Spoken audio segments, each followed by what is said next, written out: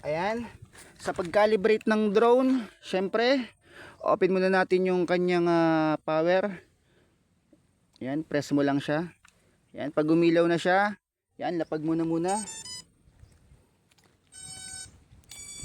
Lapag mo muna. Tapos, open mo yung remote mo. Ayan.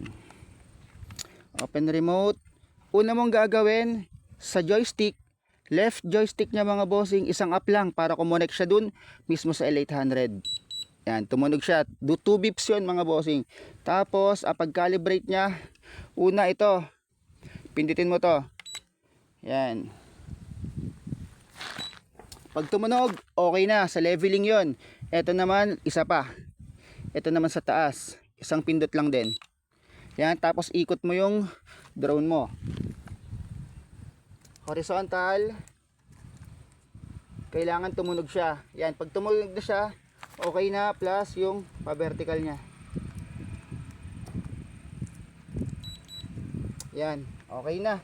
Tapos, hihintay lang tayo ng sa GPS niya, yung PCS na nandito sa taas. Wait nyo lang yan, mag 12. Pinaka the best 12 pataas para sa kanyang GPS, para sure tayo na maganda ang kanyang connection sa GPS.